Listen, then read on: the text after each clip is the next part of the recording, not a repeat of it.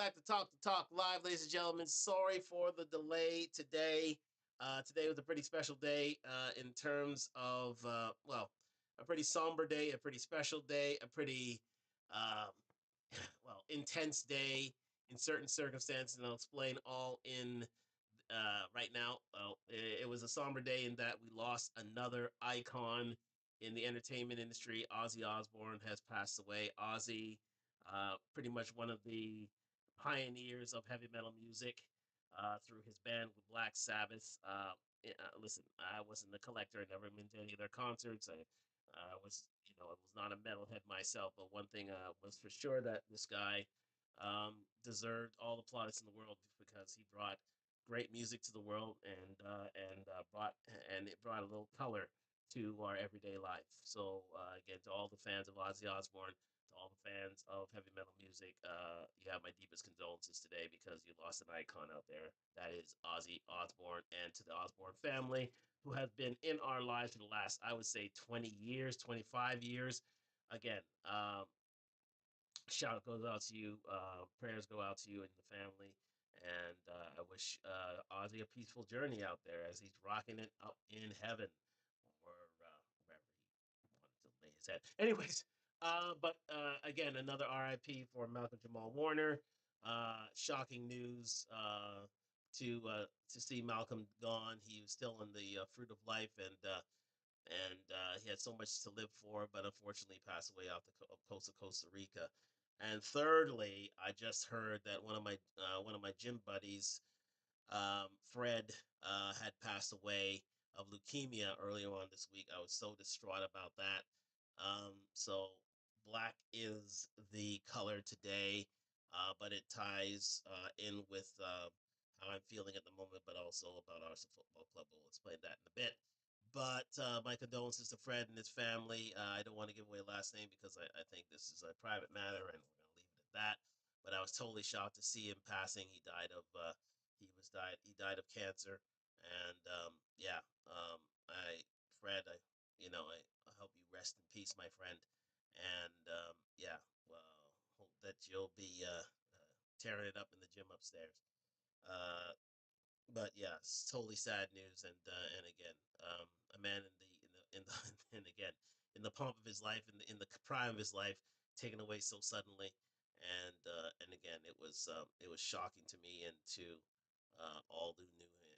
I'm gonna try and get some funeral details and try to get out to him as soon as possible. So, rest in peace, dear friend. I hope you have a peaceful journey, and to you and your family. You know, prayers up on this terrible occasion, and hope to head out to the funeral soon. So, yeah, a lot of downbeat things around there. My friend Jeff, I found out died earlier on today. But again, moving forward, it was a pretty tense day as well. Blue Jays lost. That was part of the reason I was a bit delayed there because I was watching the J game. It felt like a playoff game out there.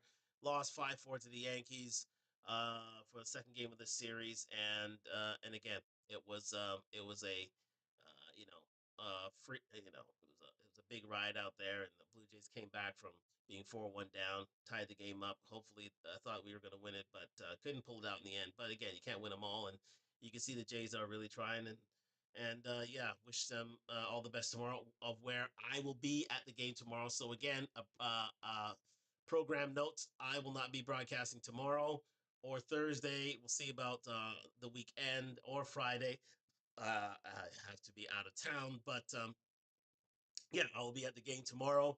Hopefully get my very hopeful to get my Vladdy bobblehead, and looking forward to that tomorrow night. Should be a great occasion, and hopefully Jays can get that series win over the Yankees. Finally, Arsenal have signed their number 9 today. Victor Gyökeres, totally excited about that. That's the reason I'm wearing Arsenal gear today. Arsenal pulled it off in signing one of the great strikers of Europe tonight, and it's a big celebration night for Arsenal supporters everywhere. So I'm very excited about that. But let's get into things here tonight on this somber, intense, and joyous occasion here at Talk to Talk Live. So let's get into this, ladies and gentlemen. We are doing this. The second coming of Kevin Samuels is here.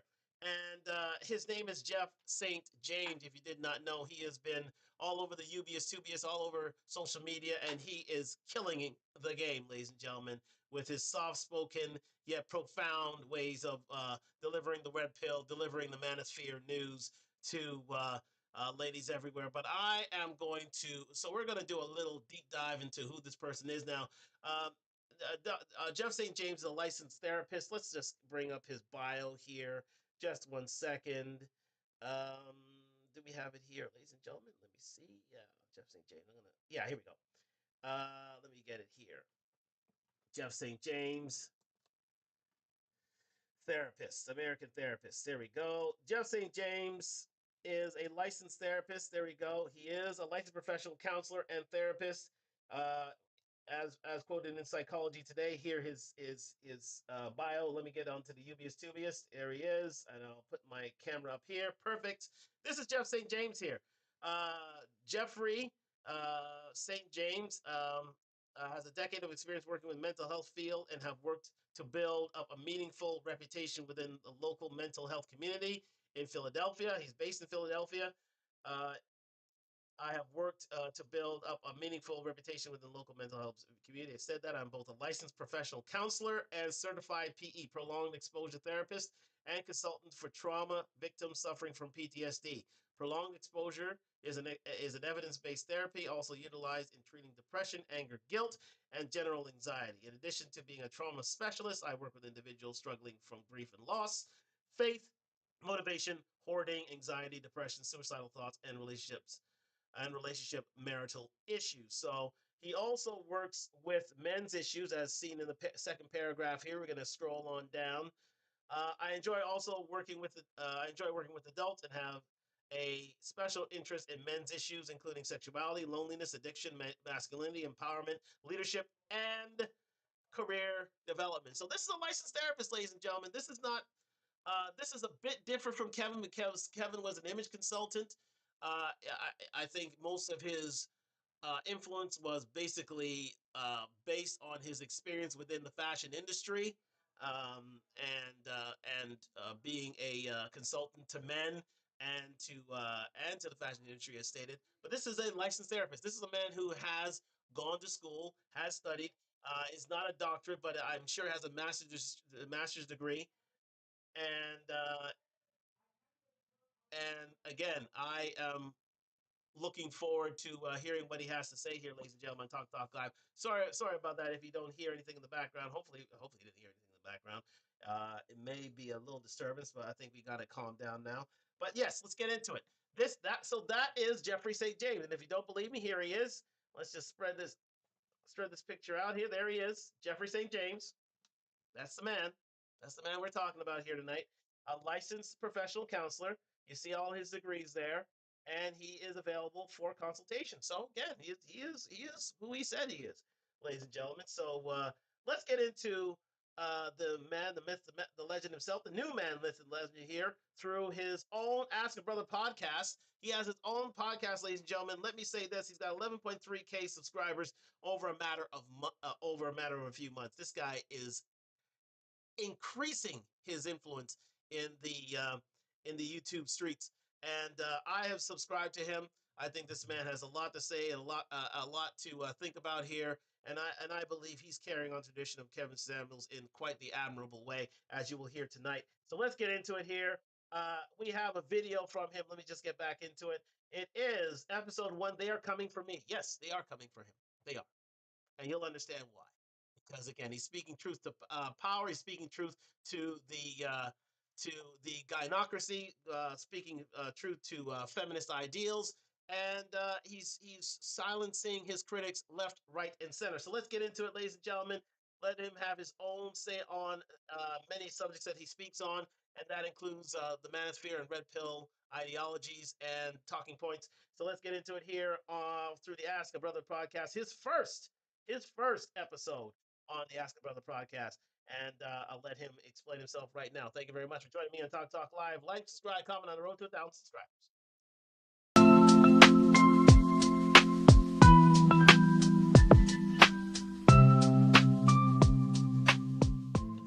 Hey, what's going on, y'all? It's been a very, very interesting last 2 weeks. As you could imagine, a whole lot of crazy stuff's been going on in my life, and I wanted to give you all a couple updates, as well as what today's topic would be, which is they are coming for me. They are coming for your boy. Long story short, I appreciate the love. I appreciate the feedback. I really genuinely took a lot of the feedback in about the direction I should go in terms of how to approach certain things, in terms of how to communicate to both men and women. But the hate has been crazy. They according to those that dislike what I've had to say so far, apparently I'm a hater of women. Apparently I'm gay. Apparently I have a fake degree and I'm not a real therapist. That's news to me. So you could imagine folks is scouring the internet looking to see how they can shut your boy down and potentially get me to lose all my income. So it's Through shame, insults, guilt, uh, uh, through sign language, shame, insults, guilt, and nonsense, literal nonsense. Because this man is has the credentials to back up what he has to say, and they don't like it. They literally don't like it. But again, Kevin was the same thing, and they didn't like him either. They tried to dance on his grave, but more devotees sprouted out from there ever, more than ever before, ladies and gentlemen. So here's another one. Jeff St. James. Let's let him continue. unfortunate that people tried to approach things in that way, but that's public life, I guess. Unfortunately, I don't know that they thought about the possibility that I not only intentionally did this, but I intentionally wanted to get those specific reactions from them. And I had three traps in mind. The first of which was number one, Kevin Samuels. Now, I can recall not that long ago, constant thing that was said was, it's not what you say, it's how you say it. And everyone was talking about, not everyone, but the ones who were like the ones that really hated him, they were like, we don't like his tone. Remember the tone police, ladies and gentlemen. That's why they hounded Kevin Samuels at every beck and turn because they did not like his tone. Well, let him explain his first trap. We don't like, how he's saying it to women. He's so disrespectful. And I really tried to make a concerted effort to not do that. Didn't matter. So it turns out one of my strategies was to prove that for many people who were against many of the true things that Kevin Samuels and Crimson Cure and many of the other commentators and podcasters have been saying, that is true about what's wrong in society and our culture and within our dynamics between men and women. Turns out a lot of you, it really wasn't about tone or how to say it. You just didn't like the messenger. And you felt like because you didn't like who it was coming from or how it was packaged, you could reject the truth. And believe it or not, that was actually my goal. And to further prove that I think they really weren't interested in the truth, these were the same people that cheered when that man died. So there it is, ladies and gentlemen. Yes, there's the same people who danced on his grave, the same people that tried to vilify the likes of Andrew Tate, the same people that tried to vilify the likes of Myron Gaines, the likes of Lead Attorney, the likes of MTR, the likes of Rollo Tomasi, the likes of Crimson Cure, etc., etc., etc. They'll all try to get him is because you don't speak to us right. Well, he did. They still hate him. He and they still hated him. So what does that say? They don't like the message. They don't like the tone. Even though the tone was great, they never liked the message, ladies and gentlemen. They never wanted truth to be spoken to feminine, I wouldn't say power, ladies and gentlemen, because feminism can't be defended. Truth to the group of feminists out there. And it was a wonderful trap. It's a great trap because it just shows you that women will react emotionally whether you are whispering to them or saying it loud from the rooftops as Kevin Samuels did. And he had a right to do so, as this man does as well. Let's see. honestly, I'm not super duper interested in wanting their praise when I saw what they were willing to cheer for. But strategy number two, or trap number two, is I wanted to expose the current zeitgeist that we're in presently in Western countries, especially in America. We are in a mental, verbal, cultural, and political matrix of control by Marxist, extremist, third, and fourth wave feminists. Do remember, third and fourth wave feminists, if you ever look it up, third wave feminists are those who wanted to see Women achieve independence, be out in the workforce, have their own careers, have their own say in terms of how their lives would be left. Fourth wave feminists are not that. Fourth wave feminists are showing that women are, I'll tell you this, but fourth wave feminists are for those who, for women to show that they are superior to men, that they don't need. Perfect example is the 4R experience that's happening on in Korea, where there's no sex, no dating, no marriage, and no babies. So that is what fourth wave feminist is. Fourth wave feminist is that women showing that they can be independent of men and be superior to men. That's what fourth wave feminism has devolved to, unfortunately. However, um,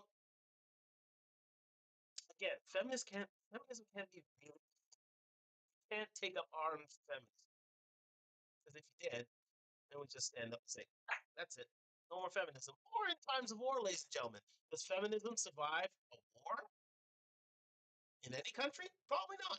Nope, they don't, because women aren't on the front lines defending feminism. They aren't. They're usually powering away, uh, or as in the Ukraine, running off to some beach in Miami while the men fight. But anyways, nonetheless, let us continue.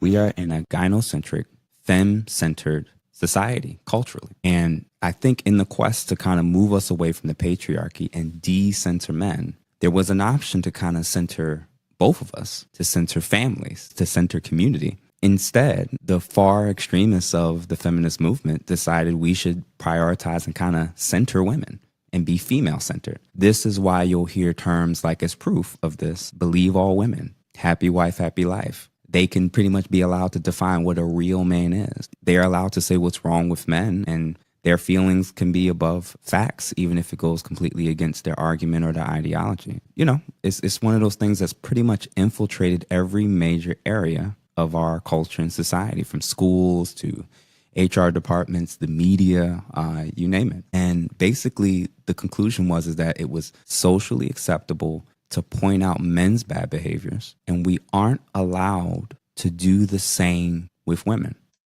Excellent point raised there by Jeff St. James in such an eloquent and calm and, and pacified manner. Ladies and gentlemen, he's right. Women not only wanted to show that they were superior, they wished to control the narrative when it came to intersexual dynamics. They, through HR, through human resources, women have basically dictated how men should portray themselves at work. Because most HR directors, if you didn't know, are women. And more often than not, most of these women will tend to be, to a certain extent, feminist leaning or feminist light. Let's say that.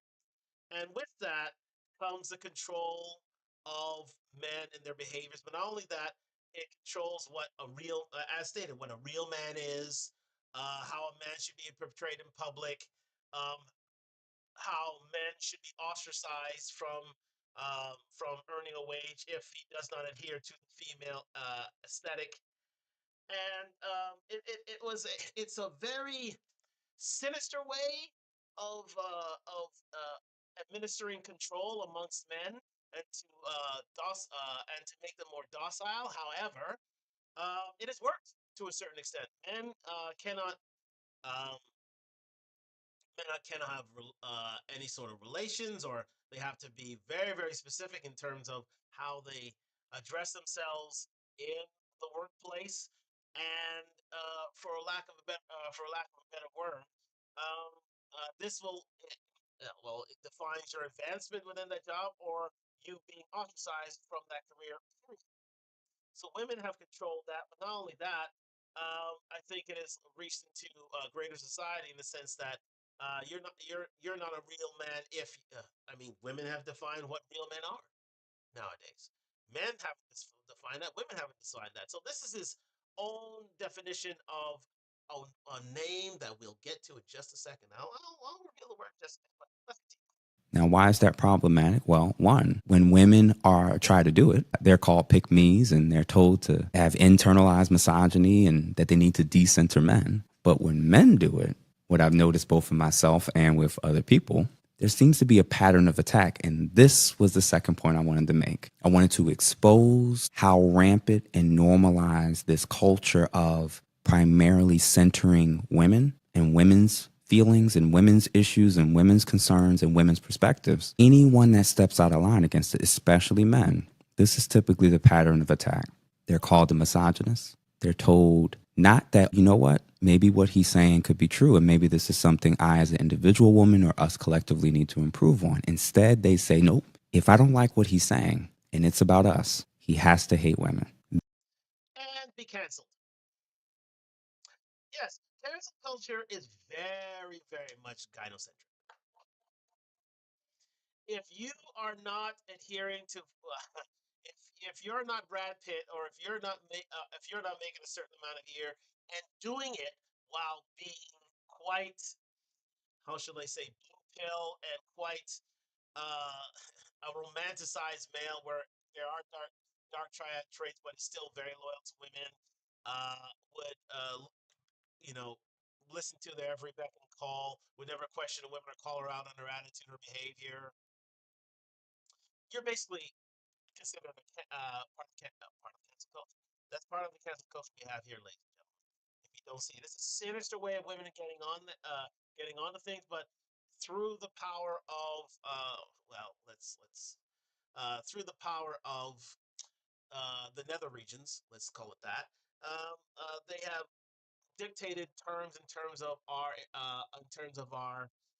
relations between each other, and men have not stepped up and said no. We're the ones who built this world. We're the ones who created everything in which women live. We're the ones who created a world in which standards have to be lowered, so women have to be accounted for in society. And we're going to dictate terms here overall. But slowly but surely, this is slowly starting to happen. But now, men are that's the reason for this whole manosphere thing and red pill content. And now men are starting to assert themselves back. And women don't like that. They don't like, especially when you have things like uh, such as the hate study put out the hate study put out by the by Homeland Security Investigations. Yes, indeed, the HSI. Let me just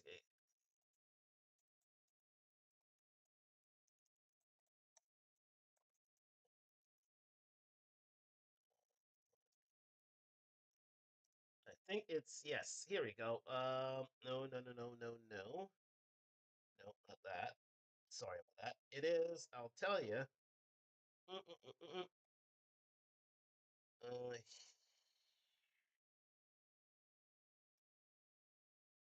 Diverting hate. I think is his name. Let's see. Study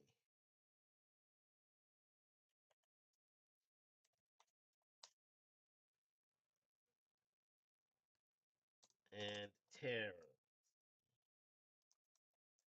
and domestic terrorism,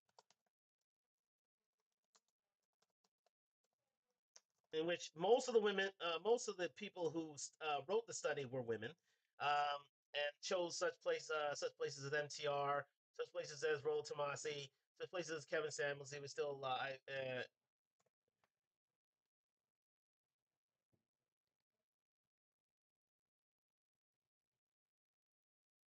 Mm, I can't. I can't remember the name of it, but it's diverting hate, anyways. But let's get back to this, ladies and gentlemen. But again, part of that is part of the feminist motif, and that's the reason why the manosphere is on the rise, and they don't want that quote. They don't want men to rise up and rebel against what women have worked so hard to keep suppressed. That is male opinions on how they're viewed in the world. They don't want that. They want docile, compliant men who are expendable. because men's issues aren't really at the forefront. Women's issues are, for the most part. The pendulum has swung to the other side, in which male issues and male suicides and male self harm are on the rise, but women don't care about that. If you're and where a whole segment of men who are not making enough are seen as expendable and seen as invisible, ladies and gentlemen. And with that, we come to this point in time where men are rebelling uh, and asking questions, such as Jeffrey St. James, and also the likes of again Myron Tate, um, Iron Tate, Roland Tomasi, and I'm sorry, Andrew Tate, Myron Gaines, Roland Tomasi, the Crimson Cure, MTR, the late great Kevin Samuels. All these people at Al are asking questions as to why men are being neglected if they are the ones who built the world and everything that we take for granted. Let's continue. Put this back on big screen here. Sorry about that. Then they go to the second part. They'll call you sassy if you continue to engage. They'll call you gay. If you have a relationship, they'll try to figure out a way to undermine it or destroy it. They will obviously attempt to go through your past, scour the internet, find out what they can to try to expose you to hopefully destroy your credibility and kind of, remove you from the audience, so to speak. Sign language. Shame, insults, guilt need to be right. Kevin Samuels said it best, ladies and gentlemen. This is what they women will go through. They'll try to denigrate you. They'll try to insult you. They'll try to clown you. They'll try to say you're gay. They'll try to limit your message in any way, shape, or form, and try to cancel you. That's why the likes of Myron Gaines and Andrew Tate can't make money on YouTube. That's the reason why Kevin Samuels, even though he tripped the life fantastic, they tried to dance on his grave when he died. And they're coming after Jeffrey St. James. Simples. If this goes against the feminist ideologies and the feminist manifesto, it's considered something that should be canceled. Um, and then lastly, they'll come for your credentials and they'll try to destabilize you economically with the hope being that you will believe what we believe and say what we allow you to say. And we will do all that we can do to break you until we get you to be silent and in submission. That is the environment that we're currently operating in and have been for quite a while. When it comes to men speaking out about dating, relationships, and general habits that's happening in the culture, not when I say something about men, only when I say something about women. But number three, and this is the one that I think. Before we go to number three, this is exactly what they tried to do with, tell you what,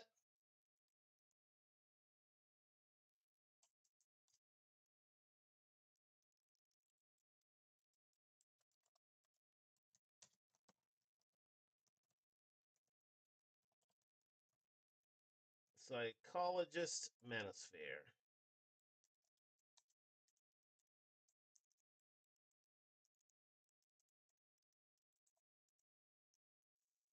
Ah, here we are.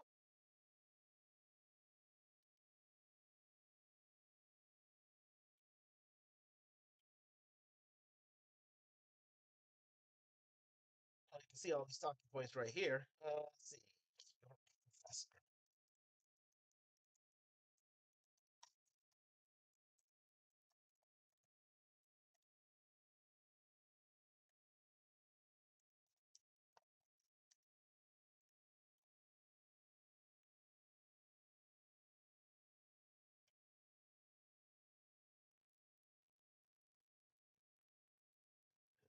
Former. Sorry about this, guys. I should have done research here on this.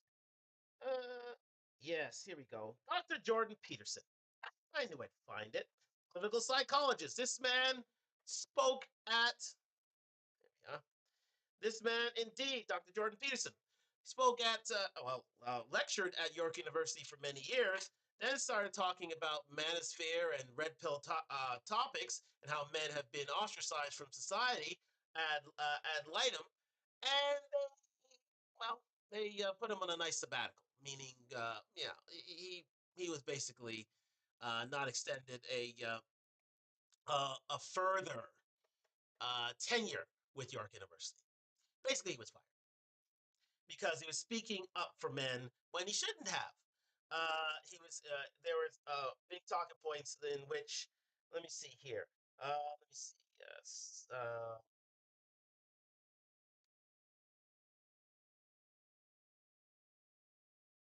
Right.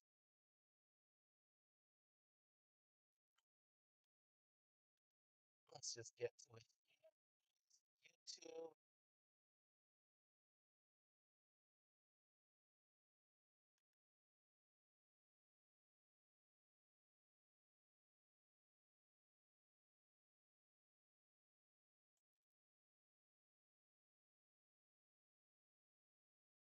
Hmm. Yes. Peterson defended engineer James Dalmore after he was fired from Google for writing Google's ideological echo chamber. In January 2022, Peter was interviewed by Joe Rogan on the Joe Rogan podcast. During that interview, Peterson said that the Earth's climate is too complicated. Da, da, da, da. Also, in June 20th, Peter signed a deal with the news company, The Daily Wire. Again, he was speaking of conservative views. And, well, basically, he was a man who identified, who showed some of the perils that men faced in society, and the fact that men were being ostracized, men were being seen within the parameters of the gynocracy. And guess what? He was basically fired from York University. Now he is enjoying a lucrative career on YouTube. He's very much subscribed to, as seen by his appearances on the Joe Rogan podcast. However, he struck a chord, and they tried to cancel him, the feminists did. And they're doing the same thing to this man right here. Wouldn't you know it? It's part of the feminist playbook, ladies and gentlemen, but we're coming to expect that. But the fact of the matter is, more and more voices are starting to sound out these, well, these lazy narratives and this cancel culture, and ladies having, calling women out on their bullshit. And the noise are only going to get more and more apparent, to the point where now even Mr. Barack Obama, the former president of the United States, are calling out the fact that men have been neglected, men have been treated as second class citizens, and it's time that we start focusing on men, to the point now where the Democratic Party are spending millions of dollars to find out about men and interrupting online gaming in order to procure men's opinions about their problems and hearing more from them all of a sudden. Why? Because they lost the election because they neglected who? Men. They focused on gays, they focused on women, they focused on immigrants, but they didn't focus on male taxpayers. Such a shame. Too bad, so sad. Let's move on. Probably hits home the most. I wanted to do a social experiment by kind of throwing some of these things out there during these podcasts. And I had an hypothesis that there was a rampant, very normalized, just distaste and hatred and lack of care for men and men's issues. I think based on everything we've been seeing online and a lot of these comments, I think my point has been proven. And I know this because with everything I just said so far, most of you men and women would acknowledge in 2025, everybody knows what the term is for a strong hatred and distaste for women: misogyny, or being a misogynist. Fortunately, a lot of That most women don't even know the meaning of. They literally don't know what a misogynist is. They use it in sentences, but when asked what a misogynist is, they don't know. Shout out to my man Trav, who's on YouTube and on TikTok. He proved it on a few occasions on his TikTok page. Shout out to Trav. people did not hear and or find out what the equivalent was for having a strong hatred and distaste for men. That's called being a misandrist or misandry. If a word is not part of the zeitgeist, if a word is not part of normal parlance, and most women don't know what the hatred of men is, there's a problem. The pendulum is swung the other way, and it is hoped by feminists that it never comes back. Fact that you didn't know, or the fact that you just found out, is proof that we've actually been functionally culturally in an environment where one half of the population has been above reproach and the other half are the only ones that's seen as sinners. So with this social experiment of trying to expose this rampant distaste and hatred and lack of just genuine care for men and men's issues, case in point was like paternity tests. What were many of the comments that were being said? Stop whining. Why should we care? Men created the system, so men need to, it's men's issue. Oh, that's an apex fallacy, by the way. And I also made a point in the Sharing My Truth podcast with the two lovely ladies. I had said the only time a lot of women will care about men is often if they are in a relationship with them, if they are related to them, or if they can control him. And I think that my point has been proven. It has indeed, ladies and gentlemen. It has been proven all over the world. You know that in many countries, forms of DNA testing is outlawed because the government doesn't want to upset the family dynamic. They don't want to upset women. Take France in particular. You cannot have a DNA testing for child. In many states in the United States, it's outlawed as well. Why? Because they don't want hundreds and thousands of children to be put on the public rolls once it's known that your lady friend has been carrying a jacket. It's a Caribbean term saying that you've been carrying your not your own jacket, and it is rampant. I would say of all the children in the world, I would say a good quarter of them are being taken care of surreptitiously by men, unknowingly by men who don't know that the child really isn't his. I would say a good quarter of the world. That's my estimate. Because they know there would be a huge public implosion if many of these ladies, because Lord knows they love a government check, are going to get back on welfare and public roles for taking care of kids that they really have engaged in DNA fraud. Most of these ladies should be thrown in jail, but they won't because governments around the world are covering for them because they don't want to be the, how should I say this, the surrogate daddies of the world. Let's continue. They expose themselves when we bring up something or anything that is a benefit to women at the expense of men, and they will not and won't want it to ever change. Maya Angelou, when she said, when someone shows you who they are, you need to believe them the first time. Now, when I use the terms like feminists and third and fourth wave feminists, that actually includes both men and women because there are male feminists, by the way. Case in point, Barack Obama. And a few of the blue pill ones out there, but definitely Barack Obama, unfortunately. And, shall I say, Michelle Obama's brother. If you ever got to look in their podcast, believe me, yeah, believe me. Shout out to them. I see those individuals, those that are on the farthest extremes of only being able to see good in one sex and not the other, not being able to critically be open to critiquing both sides and seeing as both sides needing to bring something to the table to fix what's happening. We need to start labeling these people as loners. They are loud, obnoxious, narcissistic, entitled, and either rude and or ratchet. Did you get the acronym there? He did say loner. I'll run it back for you, just in case you missed it. But it's an acronym, ladies and gentlemen. As loners. They are loud, obnoxious, narcissistic, entitled, and either rude and or ratchet. Male and female loners. If you come into contact with them during conversations on social media, in person, and they are loud, obnoxious, narcissistic, entitled, and rude and or ratchet, they are loners. And you know who makes up the abundance of loners, ladies and gentlemen? Sad to say, black women.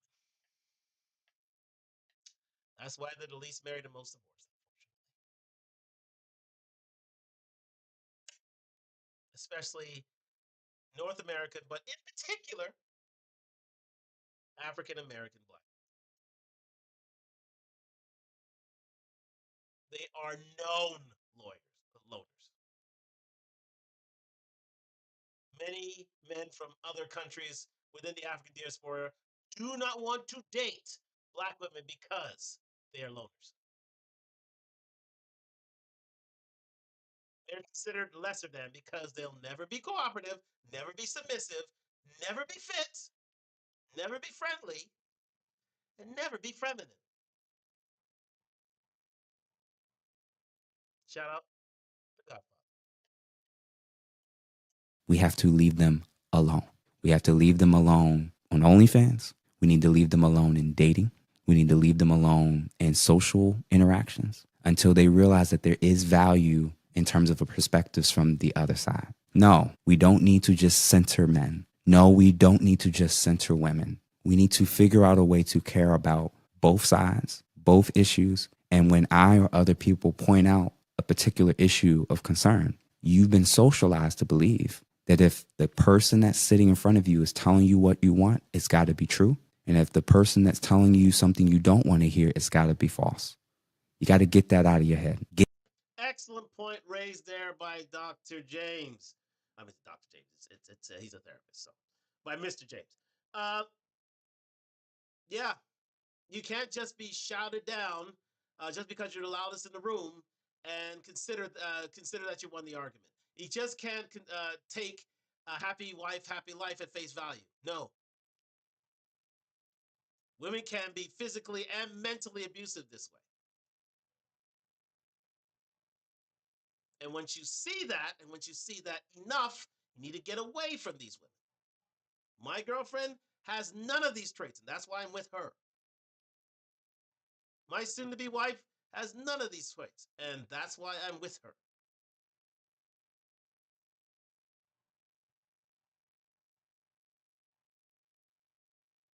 So, gentlemen, if you see loners out there, get away from them. They have to be corrected in their behavior. They have to be scolded and told that their behavior will not be tolerated on any level at any form. And if you and here's a great way of delineating who is a woman that you should be with and who should not. Just mention such people as Myron Gaines, Andrew Tate. Just mention Kevin Samuels' name and have a conversation with them. See where they stand on said issues. And believe me, if they are railing against them or diametrically opposed to them, give them a wide berth. Get that out of your mental. Sometimes when you're hearing things that you may not like, I'm not saying just believe me off the rip. Don't believe anyone just off the rip. Why don't you go and test it for yourself? Go and research it.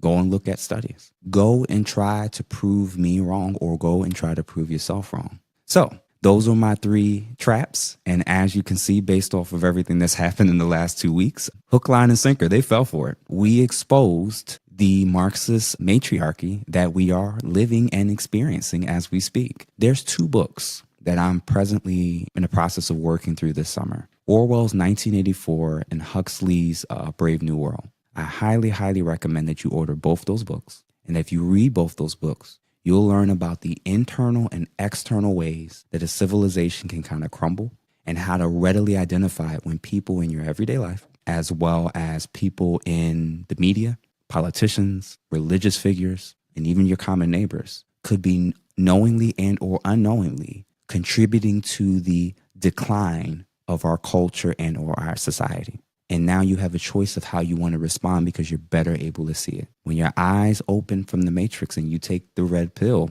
you eventually get to a point where you're like, whoa, I actually don't have to just bow down and submit to things that I know isn't true.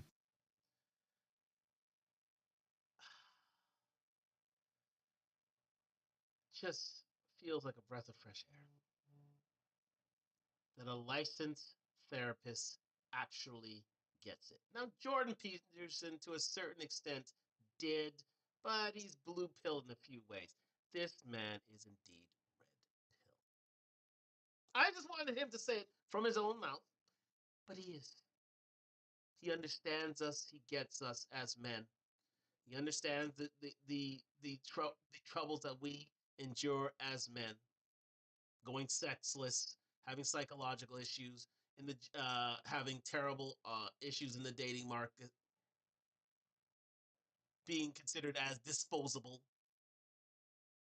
He gets that, and for that, sir, and for him to have such a erudite background and an educated one at that, yes, I deem this to be the next Kevin Samuels. I definitely do. In life, in my friendships, in the workplace, we can't keep redefining what truth is. Some things are just wrong. And listen, I'm not the perfect candidate. In my next episode, I'm going to cover very much in detail my flaws, my brokenness, my shortcomings. As Kevin did. Kevin talked about his flaws. Kevin said he wasn't perfect all day long. Still want to dance in his grave though, ladies. Yeah, he did. And what I've learned from it, and not wanting to be seen as some high, mighty person, but just a human being that wants things to be better. And that if I bring my vulnerability, my honesty, and my transparency on one hand, and my experience, my knowledge, and my desire to learn more on the other hand, I think that perhaps this message can kind of break through and be just one of many messages, not only from me, but others, to really try to come at this thing just differently. And lastly, y'all, the Kevin Samuels, comparisons have been hilarious. They shouldn't be. They shouldn't be hilarious. This guy is the real deal. We have searched and searched and searched for the next prodigy in the line and in the lineage of Kevin Samuels. He's never not necessarily family, but he is in terms of his thought processes and his modus operandi. To be fair, we found it. He is him. Yes, he is. So me and my friends, we laugh about this stuff. That was it, Kevin Samuels 2.0. Kevin Samuels reincarnated. Y'all are hilarious, man. That's a high honor to really be compared to that dude. He's an icon, and although he wasn't perfect, I think he opened up a lot of eyes, and I hope to follow suit to do the same. But no, I am not the Godfather. I'm the Godson.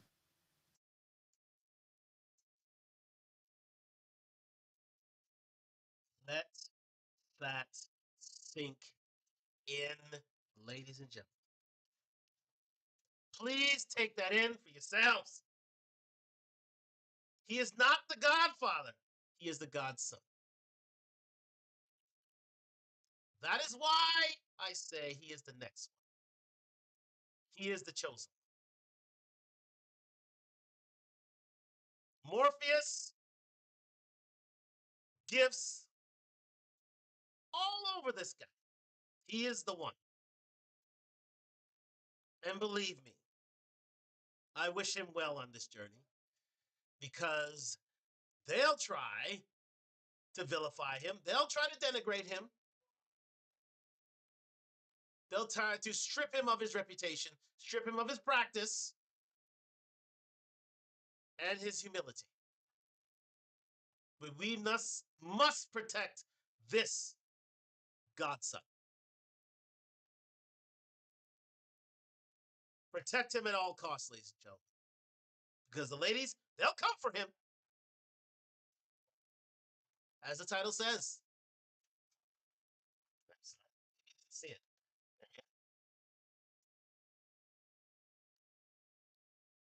They're coming for him. And we must protect him at all costs. Let's give an example, ladies and gentlemen. Thank you very much to Jeffrey St. James and his podcast. I'm already subscribed.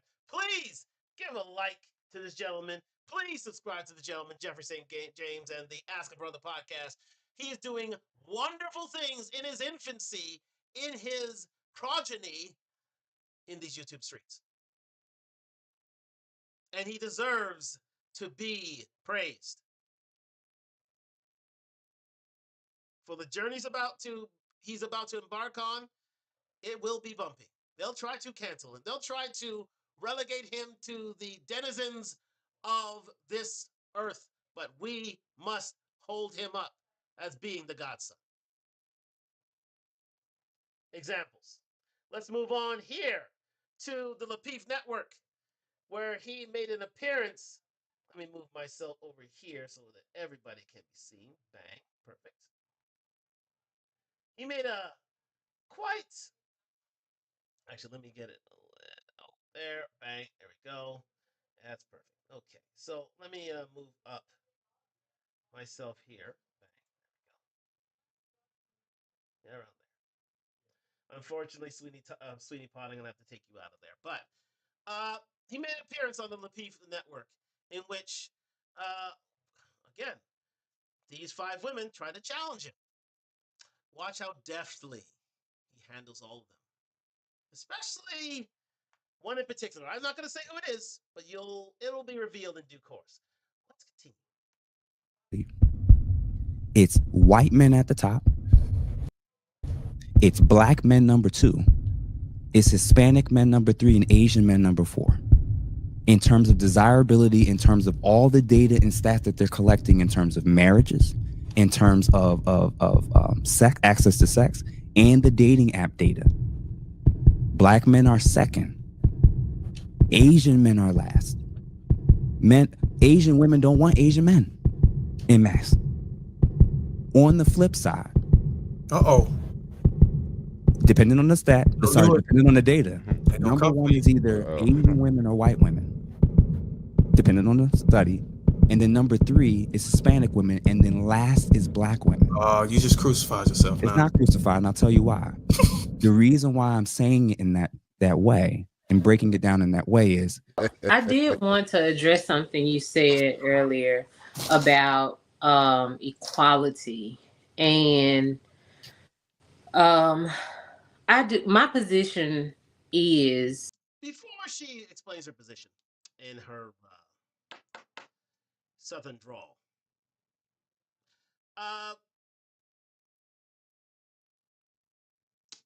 do watch for this lady here. Do watch for her. She will be sort of a highlight reel with regards to Mr. James's appearance on the Lapeef Network, and yeah, just keep an eye on her. Let's continue here. We're more alike than we are different. Okay. Now, biologically, our bodies are definitely different. Socially, we're basically the same. Now, I understand what you were saying. I completely agree with all of that. When you put it like that, I was like, okay, yeah, for sure. But I think a lot of women are asking just for equity, not necessarily equality. Like, we don't necessarily want to be equal to you, but we definitely want the environment to be equitable. Note the WNBA and their black shirt campaign, where they want to be paid more for a losing non-profit venture that they're engaging in. They want more money from their male benefactors. Here again, they don't want to be superior, but they want to be considered equals. Let that sink in. We want to be able to have the same opportunities to just function the way we function. So that means lowering standards, lowering tasks and requirements, and basic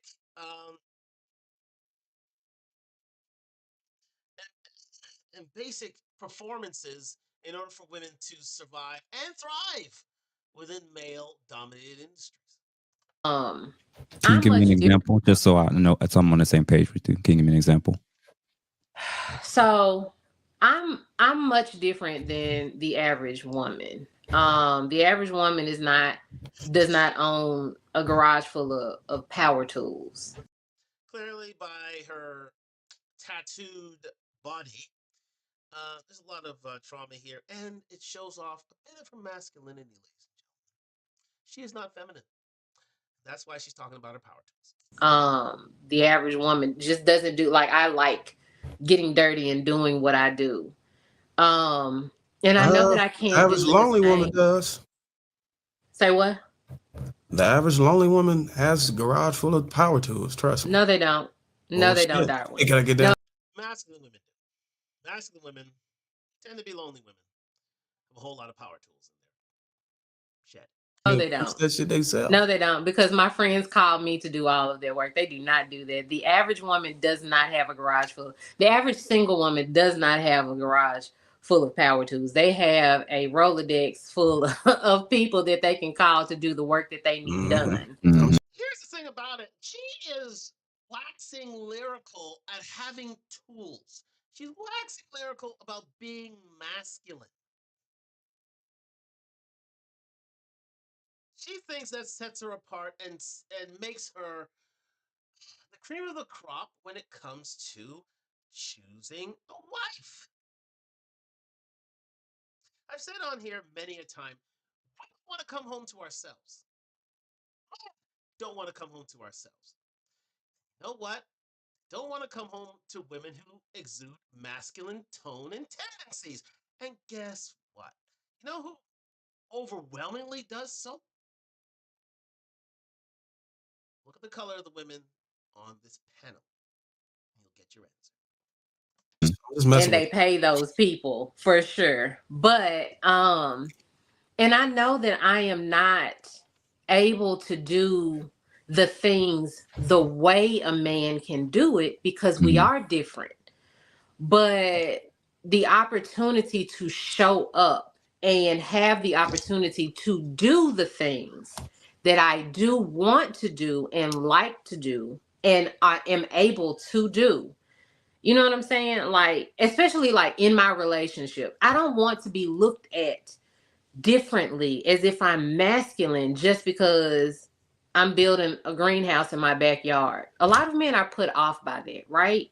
Like, I want to be seen just as a person who has a lot of talents. Like, Okay. I'm talented, right? See, that's what a lot of women have asked of their men. They want them to show their talent. They want them to lower their standards. Want them to allow them to join such things as first responders, such as the fisheries, such as STEM, and, careers in science, technology, engineering, and math, and yet be considered as equal. So let's lower the standards to make us be considered equals to you. Make that make sense. And so I don't want to be looked at differently because of that, because a lot of men have a very rigid view of what a woman is supposed to be. So when I take out my power tools and I'm taking raw materials and I make it something, I don't want a man to be like, I don't want a woman to do all that. There's real manly right there. And I'm like, Mhm. but I got I got booty shorts and a sports bra. I'm cute doing it. You know what I'm saying? Like, I'm Mhm. very feminine. I just do what I do. And I think we're just asking for equity and just to be seen as people, just like y'all like to be seen as people and not these dainty, feminine, like helpless creatures. So they want us to see masculine women as being equal to feminine women, women who exude class, style, who are more or less attractive to the male gaze for men all around the world. They want us to see masculine women who may, on for the most part, have feminine tendencies. We're just about to end it here on Instagram, so stay with us here on YouTube on Talk Talk Live. Like, subscribe, comment on the road to 1,000 subscribers. Please keep going. We're on to the second hour. So those on Instagram, do come on over to YouTube if the stream is over. So I'm just giving you a fair warning. But yes, again, getting back to it. Um, yeah, they want us to accept. They want us to accept masculine women as being feminine. It's another way in which feminists are trying to tell us what we should have, what we should want. See how that goes. All right.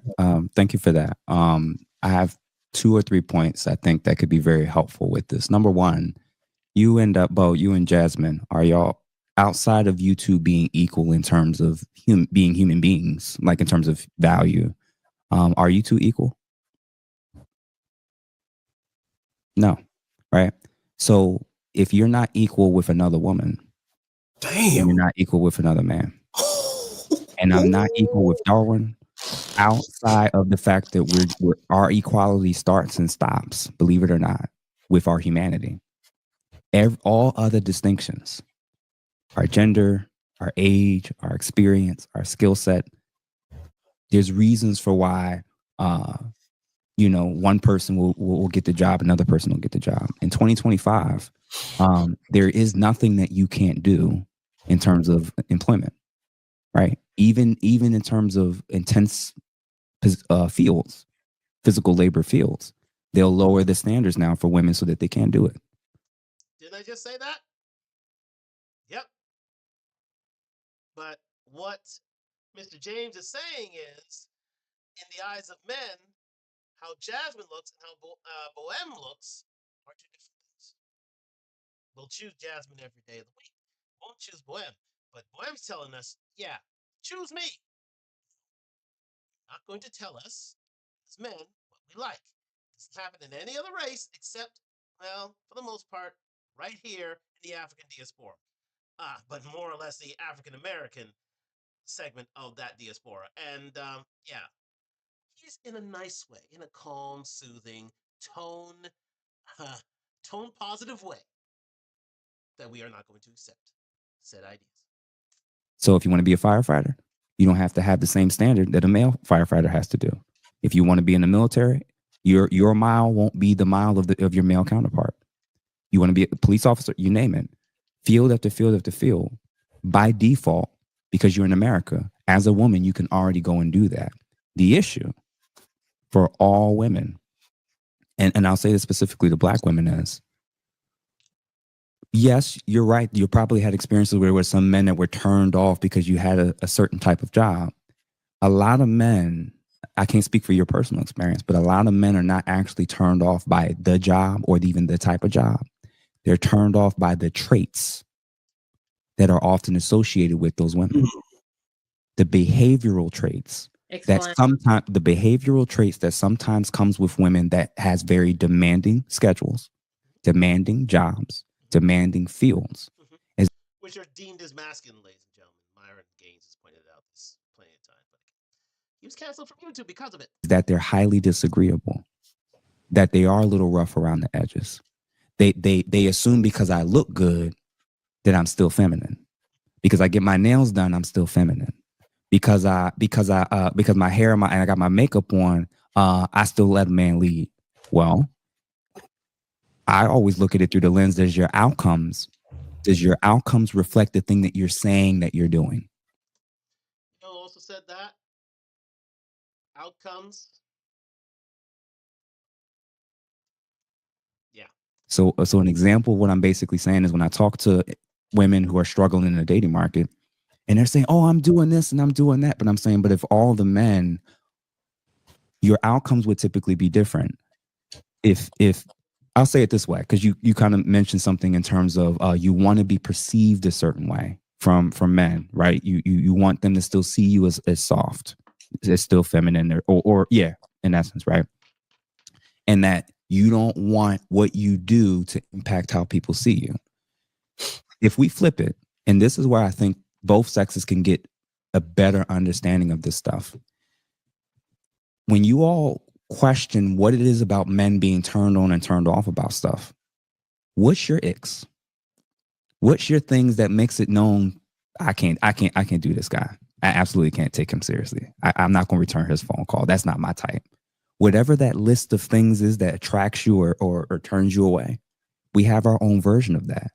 And again, no one has to teach us that. Well, so, but my point is that there is a very rigid view of what a woman is.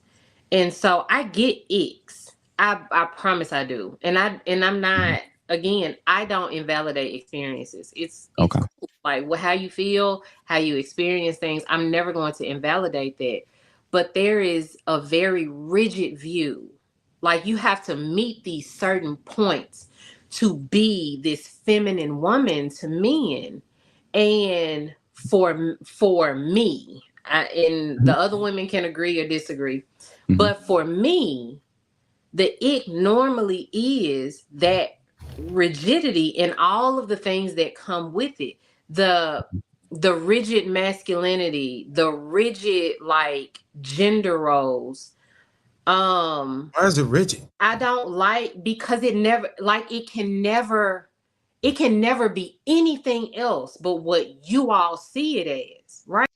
It can never be anything unless we all see it as, because we don't tell you what you like. So don't tell us what we like. See, this is part of that feminist ideology. They're telling us how we should think when it comes to women. They think that we should accept someone like Bohem over here rather than Jasmine over here. And we're telling you, Jasmine's who we want. Someone who's fit, feminine, friendly, cooperative, submissive, who doesn't have tattoos, doesn't have to show off her sexuality to try to gain a foothold in the sexual marketplace. We want Jasmine. We tell you we want Jasmine. If, and Myron Gaines has said this ad litem, if you're applying to a prestigious law firm, you will go to that law firm in a business suit, high heels, looking like a lady who wants to do business. Now, if you want to wear pants, so be it. Still, there is a dress code. For men, there is a dress code as well. We want you to have, if you have short hair, be it well kept. But we do like shoulder length to long hair because it exudes femininity. We want you wearing dresses. We want you having your nails done. We want you with makeup. We don't want you with bullhorns in your nose. We want you to take those out so you look like a lady to us and not some sort of facsimile of livestock. This is what we want as men. These rules, this code of conduct has not changed from time immemorial, and it won't change. Now, through feminism, women have tried to mess with this idea, but at the end of the day, most races have kept to these rigid rules, and it's time for us to do the same as part of the Black diaspora. If you look like a lady, you'll be chosen as a wife. If you don't, well, take your chances. But it won't cater to the majority of men out there. Let's continue. Right? Like you're not allowing people to just be people. Like women are not these bullet point things. You cannot list what a feminine woman is because it looks different. We live And in a it society. should look different just like men in their masculinity can look different. We Bo, I allow have a you question. to. Sorry, Darn. Bo, I have a question for you. And I hope that this question will illustrate the direction I'm going in. Okay. Who do you think has more prerequisites or standards in order for them to be satisfied and interested in order to date the opposite sex? Who got the higher? Who has the much longer list of expectations that the opposite sex has to meet in terms of requirements? Okay, if we're talking about in society, Damn. then I guess it has to be women. No shit. We have to have the right height. You have to have the right hair color. Hair. Be sure you have hair. Make sure you have the right amount of muscularity. Make sure you have dark triad traits. Be funny enough, wear the right clothing, have the right cologne, make sure you're wearing the right shooting, be funny enough, be witty enough, be great in bed, make sure you're making the right amount of money, make sure you're in the right career so you can tell your girlfriends. All these things, and this is just the tip of the iceberg in terms of criteria women ask for from their men. All these things are things that we have to adhere to as men. However, I'll tell you, when it comes to females, we have very few criteria when it comes to women. Don't be a whore. Respect us. Be loyal. Cook clean. And be respectful. That's it. Oh, yes. Feminine, friendly, cooperative, submissive. That's it. And that's it. We're done here. We don't have a financial quotient here. Don't have a looks. Now, to a certain extent, looks. You gotta look certain amount of looks. You gotta have a certain feminine look. But there is no career requirement here. See what I'm talking about? This is why Mr. James is waiting for her answer because he already knows. Hell, Kevin knew, Myron knew, Andrew knew, Jordan knew, Rolo knew. But this has to be done in a Socratic way. So let's go. Yes. So of the few things, so hold on, just 1 second. So just to clarify, there's actually very few things that men are actually looking for and to satisfy. And I think our standards have had to go down every decade. That's called hopeflation, ladies and gentlemen. As we progress in decades, the women of our grandfathers and our great grandfathers were better women than the women of today.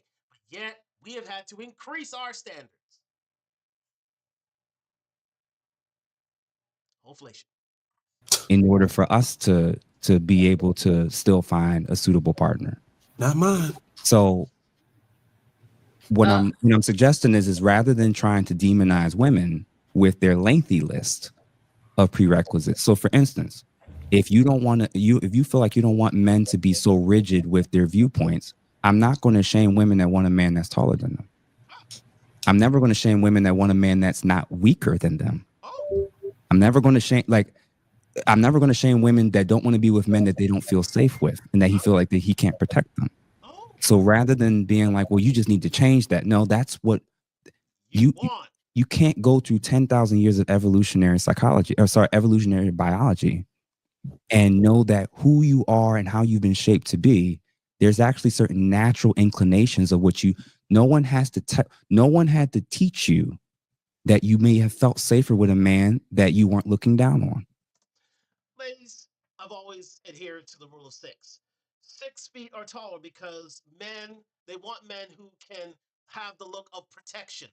That's why we ask men to go to the gym who are not above that standard because only 15% of men are 6 feet or taller, ladies and gentlemen. 15%. That's it. Therefore, you have to have a look of protection. But that's what women are looking for. They're looking for men for 6 feet or taller because they have a sign of protection. They're looking for 6 figures or more simply because they can provide for themselves, not only themselves, their families. So that's the standard. Then you have the 6 inches or more because you have to be sexually proficient. Then you have the 6-pack. So you have to have the athletic look necessary not only to protect but also to provide because it shows a status of health. This has been evolutionized over 10,000 years of the human experience. We don't ask women to change their laws. Men have had to step up, and so we have. Now, for women to ask us to change our standards, feminine, friendly, cooperative, submissive, because that was seen as negative. Well, that's rich. That's just hardwired in you. So remember when I mentioned about that blank slate theory thing? A blank slate theorist will have issues with the opposite sex's stances of what they're attracted to that they feel they're not measuring up to. So when you hear these men that's going off and complaining about women this and women that, evolutionary biology is learning about, in order for you to not be a genetic dead end as a man, you have to adapt to what women want. You don't get to dictate what it is that women are attracted to or what they want. What they want is what they want, and they're not going to settle. So if we're going to hold women to that standard, then we have to hold men to especially men who have the choice and option as well. The man that you want has standards just like you do. And just like many of the key core things that you either like or don't like, or turn ons and turn offs, you get to arbitrarily decide which one of those you want to honor or set aside. So too does he. Now, for you, a guy may look at you and initially think a certain thing. Oh, she's going to be rough around the edges. She's doing all this hard manual labor. But what happens to the guy? Well, to be fair, she's being sexually promiscuous. See drama. It's a dress. Just say. Guy who has that image in his head, and then he talks to you and he gets the total opposite experience. Suddenly your job and field and craft of what you do for a living doesn't matter to him anymore, because experientially, that whatever's happening outside that home, when you walk through that door, he doesn't feel it. Guys don't care. Guys ain't, when women are like, if I went to school or I made all of this money, I didn't go to school to make 80,000, 100,000, 125,000 to date a guy that's making 40. We're never going to shame her into accepting the guy that's making $40,000. It's not going to happen. She put herself in a position that that's what it is that she desires. But again, there is the idea of, as women progress in terms of salary, doors close, because there's only a certain type of man that they want. That's what hypergamy is all about. Look it up. But as men, salaries grow up,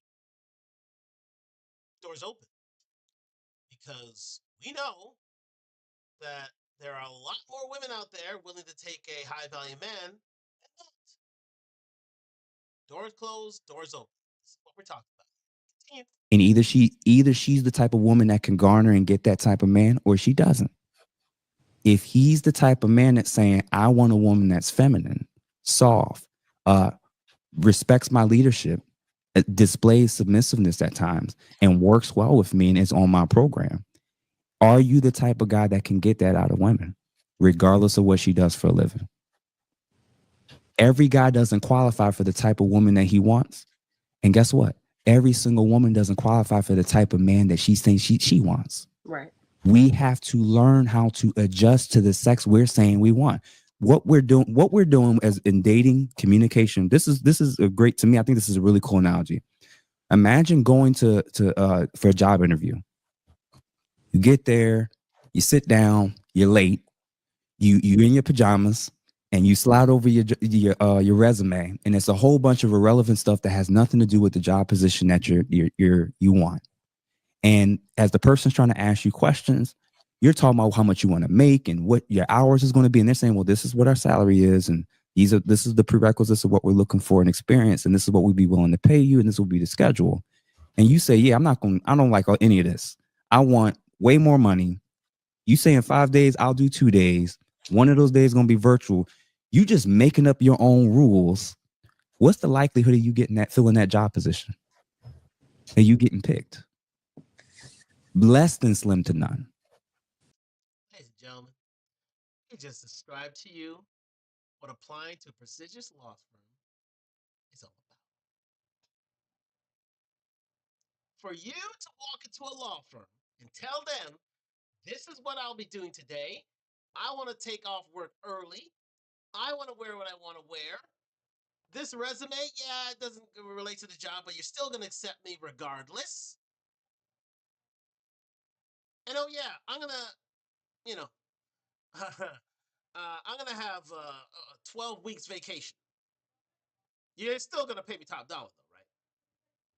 See how ludicrous that sounds? That's how ludicrous Bohen sounds by telling us what we should accept as feminine women. Do you get the point now? Men have each man, if there's different types of men, there's usually general attraction triggers of what most men want. And the men that are of demand, their standards are even higher. Mm. So I'll give you an example on my end. When I was younger and I was chasing after and thirsty and trying to, shoot my shot, and I'm sending flowers and doing all this stuff. And sometimes it worked and sometimes it didn't. I said, man, this is a hell of a lot of effort. By the time I got to 30, things were a little bit different. And when I was on a dating app, I was a BLK Black. I had flew to Atlanta for 2-hour layover, and then I flew to Chicago and landed. When I flew to Atlanta, 2 hours, turned my phone on real quick, turned it back off, didn't check the app, got to Chicago. The 2 hours I was in Atlanta to the half hours I was in Chicago till I got in my cousin's car when she picked me up from the airport, it was 72 to 74 women that had matched with me or initiated contact with me after 2 hours in 2 different cities. You don't get to dictate anything to me. The other 69 women I can choose. That's the dating market. So if there's nothing else I'm going to say tonight that's going to be helpful, if we understand the opposite sex better, we'll move different. In the global dating market, we ain't worried about America, in the global dating market, in terms of desirability, it's white men at the top, it's black men number 2, it's Hispanic men number 3, and Asian men number 4. Don't tell them that. Don't tell them that. No, listen. Jeffrey, don't tell them that. They don't want to hear that. All these, you see their faces right now. They're all quite mad at you saying this. They don't like what you gotta say here. They don't want to. Please. I pray you don't say what you're about to say. I think I know what you're about to say, but these girls ain't gonna. They don't want to hear that. I don't think they want to hear that. But okay, let's hear what you gotta say. In terms of desirability, in terms of all the data and stats that they're collecting, in terms of marriages, in terms of sex, access to sex, and the dating app data, black men are second. Asian men are last. Asian women don't want Asian men in mass.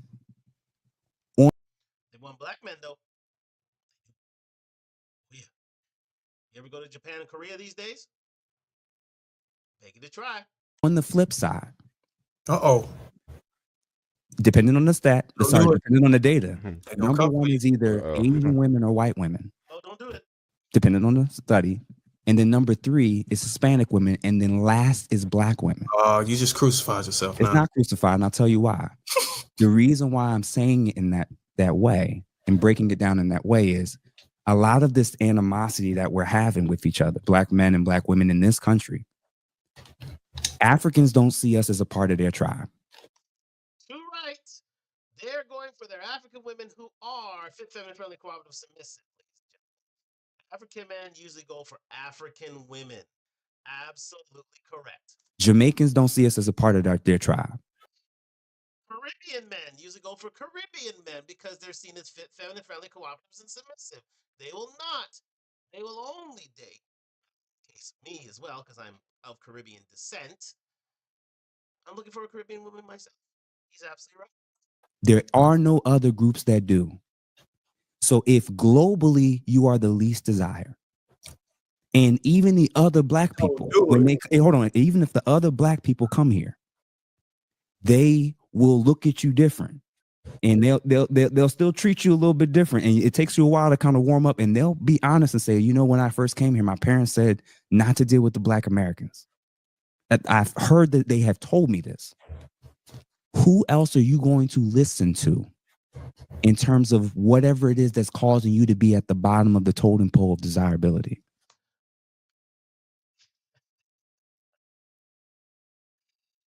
said this 1,000 times. Thank you, Mr. James, for pointing it out. Black men are all you have. You try to swirl, but 0.5% of white men are married to black women. You're at the last. You know what they're marrying more often than not is Asian and Hispanic women. Why? Because they're fit, feminine, friendly, cooperative, submissive. Ladies and gentlemen, Mr. James is telling you plain and clear, as I've been saying for years, as Kevin has said for years, as Myron has said for years, as Andrew said for years. Not really so much Rolo, but all these men have said for years that black women, black men are all you have. May not be from the diaspora, but from within your nation, they're all you've got. That's the reason why black women worldwide are least married, most divorced. In Western society, I wouldn't say Eastern, I wouldn't say African, definitely Western society, they're the least married, most divorced. Because your public image is in the gutter. And it remains in the gutter. You are a fetish, unfortunately, until you apply to to the black male firm and follow a code of conduct. You will not be chosen. He'll tell you why. Than a black man looking you in your face and saying, this is what I need to feel loved. This is what I need to feel connected. This is what we need in order to feel like we can get back together with y'all. And vice versa. Black women need to communicate and let us know what it is that we're failing and dropping the ball on.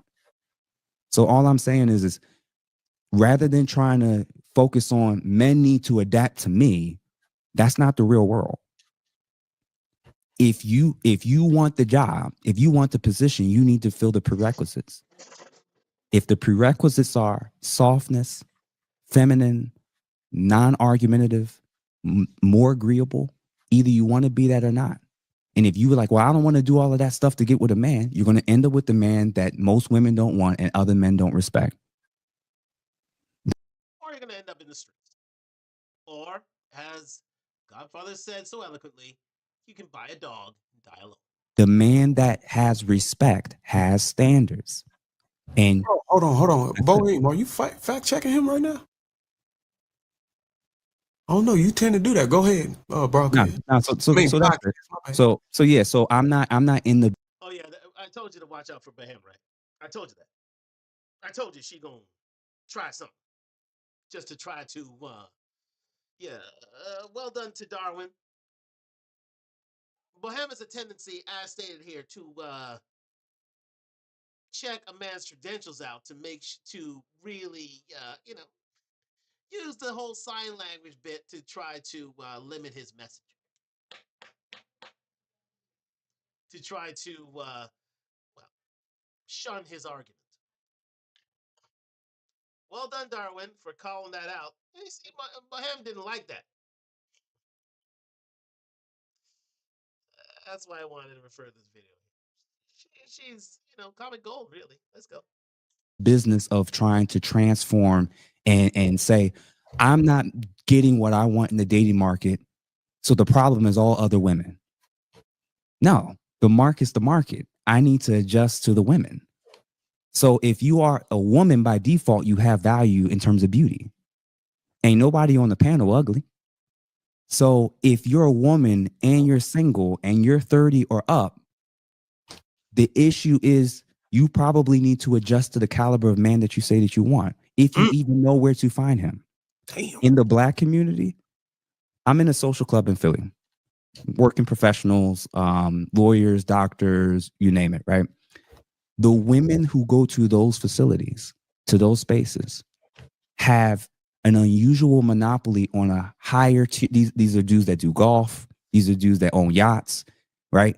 All the women who don't know about the social clubs, all the women that don't go to the cigar lounges, they have no idea that there's a whole nother bracket of pool of men that they're not even having access to. Yeah, they're in the clubs. They're in the grocery stores. They're in the streets thinking that that's where the best men will be found. No, the best men are found in these male environments where they can socialize with themselves, they can do business amongst themselves, and women follow. It's like a gym where men open up gyms, women will follow because they need the attention and adulation. That's why women gyms never usually succeed because they don't like looking at each other. They like men to have a view of them. So here we are. Social clubs are the places where you'll find these high value men. Guess what? Those social clubs have a dress code. And if you don't adhere to that dress code, you're automatically ostracized and treated not so very. That's breaks. Those are the rules. You want to be a part of this environment? There is indeed a dress code. A lot of black women, because they didn't do the what's the school? They didn't they didn't grow up in environments where they were put into these spaces to be put on game. In terms of when you went to school, why was the Asian women and the white women going for two reasons and you were going for one? Don't tell him. Don't tell him that, man. Don't tell him that. Don't tell him. Don't tell him that. I, oh, black women get butthurt on this when I say, and Jeffrey St. James has said it in his own eloquent way. All women go to college to find the man, get educated. Black women go to college to show they don't need one.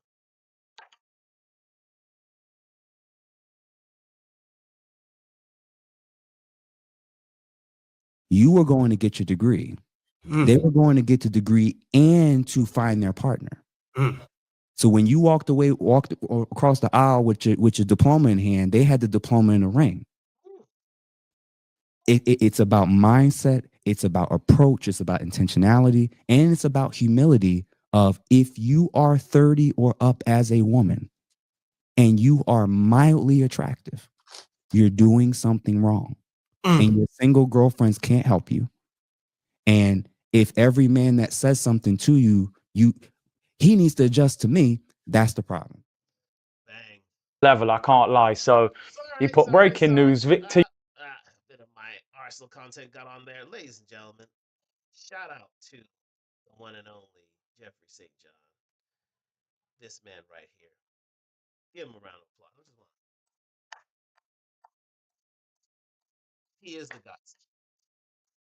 Jeffrey St. John, the godson. Make no mistake about it. This is the man that women were worried about. I told you when you dance on his grave, someone else is coming. Here he is. When you dance on the Godfather's eternal soul,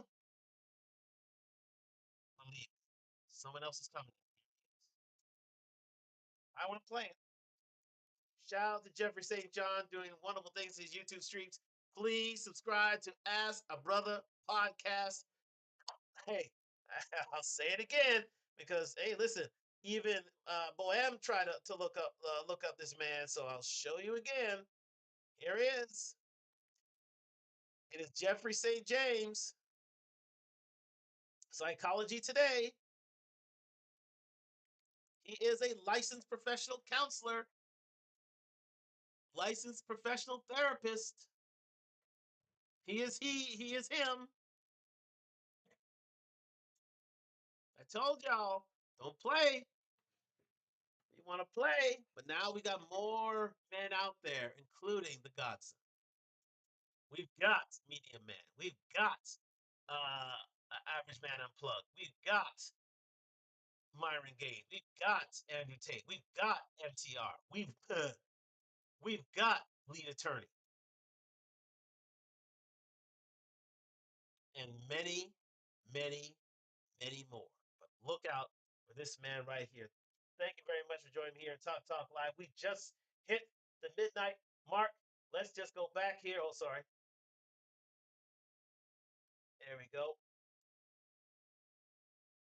Back to the full camera. Ladies and gentlemen, thank you for joining me on Talk Live tonight. Tonight was an experience